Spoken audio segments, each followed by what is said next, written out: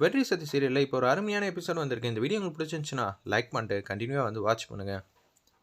ரங்கநாயகி அம்மா மீனாட்சி அம்மா வீட்டுக்கு வராங்க. சரண்யா கூட்டிகிட்டு போகலான்னு தான் வந்திருக்கோம். எதுக்கு இந்த ட்ராமாலாம்? சரண்யாவெல்லாம் நாங்களாம் அனுப்ப முடியாது. இது மாதிரிலாம் நீங்கள் கேவலமான வேலையெல்லாம் பார்ப்பீங்கன்னு எனக்கு நல்லாவே தெரியும். சக்தி பேசுகிறாங்க. என்ன நீங்கள் ஜெயிக்கிறதுக்காக என்ன வேணான்னு செய்வீங்க நல்லாவே தெரியும் அப்படின்னு சொல்லி கண்ணா அப்படின்னு திட்டுறாங்க. நம்ம மீனாட்சி அம்மாவும் சக்தியும், என் பொண்ணை கூப்பிட்டுட்டு போக நான் வந்திருக்கேன், நீ யார் தடுக்கிறதுக்கு? ஆமாம், அவங்க பொண்ணை கூட்டிகிட்டு போக வந்திருக்காங்க, நம்ம யார் தடுக்கிறதுக்கு அப்படின்னு சொல்லி யமுனா பேசும்போது கண்ணாமனா திட்டிடுறாங்க நம்ம ரங்கநாயகி அம்மாவை. நீ முதல்ல எவ்வளோ கேவலமான புத்தியில் இருக்கேன்னு நல்லாவே தெரியும். இதை வச்சு சதித்திட்டம் போட்டு எங்களை கேவலப்படுத்தணும் தானே வந்திருக்க அப்படின்னு சொல்லி சொன்னோன்னே நானே முடிவெடுக்கிறேன் அப்படின்னு சொல்லி சரண்யா ரூமுக்கு பக்கம் போயிட்டுருக்காங்க. நம்ம மீனாட்சி அம்மாவும் அந்த இடத்துல நம்ம சக்தியும் போன வேகத்துக்கு வெளியில் தட்டு சாமானோட வந்திருக்காங்க போல இருக்குது. தாம்பல தட்டில் வாழைப்பழம் இதெல்லாம் வாங்கிட்டு வந்திருக்காங்க நம்ம ரங்கநாயகம்மா. அது எல்லாத்தையும் சரண்யா விட்டெறிகிறாங்க தெருவில். என்னடி நினச்சிக்கிட்டு இருக்க அப்படின்னு சொல்லி அம்மாவை கண்ணாபண்ணான்னு திட்ட ஆரம்பிச்சிடுறாங்க நம்ம சரண்யா. நீ இதே மாதிரி பேசிகிட்டே இருந்தேன்னு வச்சுக்கேன், நான் அம்மான்னு கூட பார்க்க மாட்டேன், கண்ணத்துலேயும் அடின்னு அடிச்சிடுவேன்னு சொல்லி கை தூக்கி அடிக்கிறதுக்கு கை ஓங்குறாங்க. அவங்க அப்படியே நிற்கிறாங்க.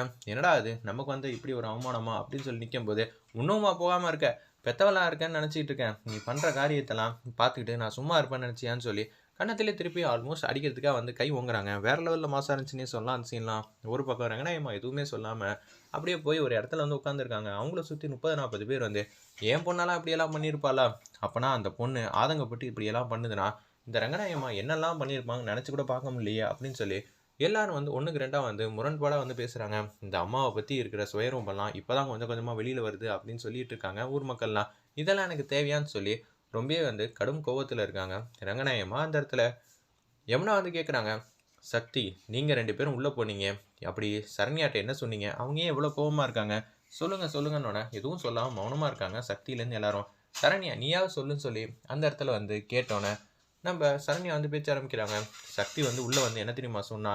2 பேரும் உள்ளே வராங்க. நம்ம மீனாட்சி அம்மாவும் சக்தியும் சரண்யா கூப்பிடலான்னு, அண்ணி உங்களை அனுப்பிச்சி வைக்க பெரிய சதித்திட்டமே நடக்குது தெரியுமா அப்படின்னு சொல்கிறாங்க. அப்படின்னு சக்தி கேட்டோன்னே சரண்யா பேர் எதிர்ச்சியாக இருக்காங்க. சக்தி நீ என்னம்மா சொல்கிற, எனக்கு ஒன்றும் புரியலையே, தெளிவாக சொல்லணுன்னா ஃப்ளாஷ்பேக் சீனாக காட்டுறாங்க. அந்த இடத்துல உங்களுக்கு கல்யாண மண்டபத்தில் ஒருத்தவங்க ஜூஸ் கொடுத்தாங்களே, அவங்கள நான் சந்தித்தேன். நான் பைக்கில் நிற்கிறப்ப யதார்த்தமாக என்னை மறந்துட்டாங்க போல இருக்கு. ஆப்போசிட்டில் வேற ஒரு அம்மா கிட்ட பேசிகிட்டு இருக்காங்க. அவங்களே பின் தொடர்ந்து ஃபாலோ பண்ணிட்டு போயிட்டே இருந்தேன்னா உங்கள் மாமியாருக்காரி தான் இருக்காங்க அந்த இடத்துல.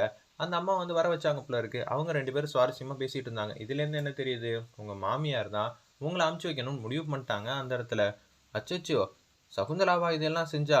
அம்மாவும் சரியில்லை, சகுந்தலாவும் சரியில்லை, என்ன எல்லாரும் இப்படியே பண்ணிகிட்டு இருக்காங்களே, அந்த கோவத்தில் தான் நான் எல்லா பாத்திரத்தையும் தூக்கி ரோட்டில் வீசி எரிஞ்சேன் அப்படின்னு சொல்கிறாங்க அந்த இடத்துல.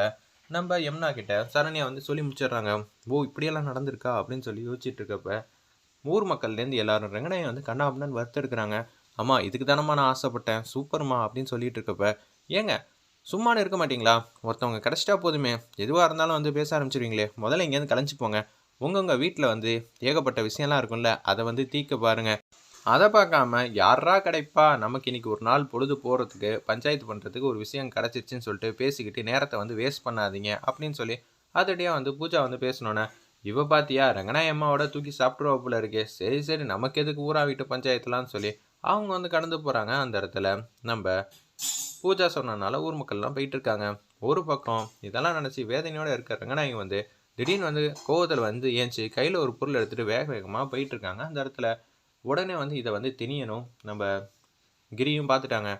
அப்போன்னு பார்த்து போஸ்டராக ஒட்டிகிட்டு இருக்காங்க போல இருக்குது. அந்த இடத்துல நம்ம வெற்றி ஏகப்பட்ட பேரை வச்சுக்கிட்டு வெற்றிக்கிட்ட சொல்கிறாங்க, அண்ணன் அம்மா என்ன ஆச்சுன்னு தெரில, இவ்வளோ கோவப்பட்டு நான் பார்த்ததே இல்லை, இந்த கோவத்துக்கு பின்னாடி வேறு ஏதோ ஒரு விஷயம் இருக்குண்ணே, எனக்கு ரொம்ப பயமாக இருக்குது, நீங்கள் என்ன பண்ணுவீங்களோ எது பண்ணீங்களோ எனக்கு தெரியாது, நீங்கள் தான் அம்மாவை தடுத்து நிப்பாட்டணும், இல்லாட்டி மீனாட்சி அம்மாவை அமுச்சு வச்சிட போகிறாங்க அப்படின்னு சொன்னேன். அப்படியெல்லாம் நடக்க வாய்ப்பு இல்லை அண்ணா, கையில் ஒரு பொருள் எடுத்துகிட்டு போனாங்கண்ணே அப்படின்னு சொன்னேன். அச்சோ சரிடா, நான் உடனே போய் தடுக்க பார்க்குறேன்னு சொல்லிட்டு புல்லட் எடுத்துகிட்டு மாதம் கிளம்புறாங்க நம்ம வெற்றி. அந்த இடத்துல ரங்கநாயகி அம்மாவை தேடி ஒரு பக்கம் கோயிலில் சாமி கும்பிட்டுட்டு இருக்காங்க யமுனா, சக்தி, நம்ம மீனாட்சி அம்மா. அப்போன்னு பார்த்து நம்ம மீனாட்சி அம்மா அப்பாடா நமக்கு எந்த பிரச்சனையும் இல்லாமல் நிம்மதியாக இருக்கும் அப்படின்னு சொல்லி சந்தோஷமாக பேசிகிட்டு இருக்காங்க. நான் அடிப்பிரஜேஷன் பண்ணுமா நான் அப்படின்னு சொல்லிட்டு 3 பேர் சுற்றிட்டு இருக்காங்க. சக்தி தான் அடிப்பிரஜேஷன் பண்ணுறாங்க. அந்த இடத்துல ரங்கநாயகி அம்மா பின்னாடியே வந்துக்கிட்டு இருக்காங்க. இது எல்லாத்தையும் தாங்க முடியாமல் என் பொண்ணை என்கிட்டேருந்து பிரிச்சதும் இல்லாமல் அவன் என்னை கண்ணத்துலேயே வந்து அடிக்கிறேன்னு சொல்கிறா. எல்லாத்துக்கும் காரணம் மீனாட்சி. நான் ஒன்றும் சும்மா விட மாட்டேன். எனக்கு எதிராக நிற்கிறேன்னு நான் நிற்கக்கூடாதுன்னு சொல்லி என் பேச்சு கேட்கல. இனிமேட்டு உனக்கெல்லாம் கருணையே கிடையாதுன்னு சொல்லி உச்சக்கட்ட கோவத்தில் வந்து அந்த பொருளை எடுத்துகிட்டு வந்துகிட்டு இருக்காங்க. அப்பன்னு பார்த்து யமுனா வந்து பேசுகிறாங்க. ஆமாம், நம்ம எல்லாருக்கும் சேர்த்து பிரசாதம் வந்து வாங்கிட்டு வாமா, அடிப்பிரஜேஷனை பண்ணோன்னே பசிக்கும்ல, நம்ம வந்து சாப்பிடுவோம் அப்படின்னு சொன்னோன்னே ஒரு பெரிய வாழை இலையில அப்படியே வந்து வாங்கலாம்னு சொல்லிட்டு தான் மீனாட்சி அம்மா வந்து லைனில் வந்து நிற்கிறாங்க அந்த இடத்துல. அப்பன்னு பார்த்து அவங்க க்யூலாம் தாண்டி ஃப்ரண்ட்டில் வந்து வரப்ப இலையை வந்து விரிக்கும் போது காற்று வந்து இலையில வந்து பட்டுறது போல இருக்குது. அந்த இலை வந்து கொஞ்சம் கொஞ்சமாக பறந்து பறந்து அப்படியே போய்கிட்டே இருக்கு அந்த இடத்துல. அப்பன்னு பார்த்து நம்ம மீனாட்சி அம்மா வந்து இலையை வந்து பிடிக்கலான்னு சொல்லிட்டு போகிறாங்க. அது ரோட்டில் மண்ணில் எல்லாத்துலேயும் வந்து பரண்டு பரண்டு வந்து போய்கிட்டே இருக்குது. அதை அப்படியே விட்டுட்டு இவங்க புது இலையில வந்து கேட்டிருந்தா தந்திருக்க மாட்டாங்களா? தந்திருப்பாங்க. இருந்தாலும் எனக்கு அந்த இலை தான் வேணுங்கிற மாதிரி அதையே துரத்திக்கிட்டு போயிட்டே இருக்காங்க. அது ரொம்ப தூரம் வந்து போயிடுச்சு போல இருக்குது. அப்பன்னு பார்த்து நம்ம ரங்கநாயகம்மா வந்து கத்துறாங்க. ஏய் மீனாட்சி, நான் உன்னை சும்மா விட மாட்டேன் அப்படின்னு சொல்லி அவங்க இது மாதிரி பண்ணுற மாதிரி காட்டுறாங்க. பக்கத்துலேயும் வந்து யமுனாவும் சக்தியும் குடுகுடுன்னு ஓடி வர மாதிரி காட்டி இந்த எபிசோட வந்து அதிரடி மாதம் முடிச்சிருந்தாங்க. வெயிட் பண்ணி பார்ப்போம்.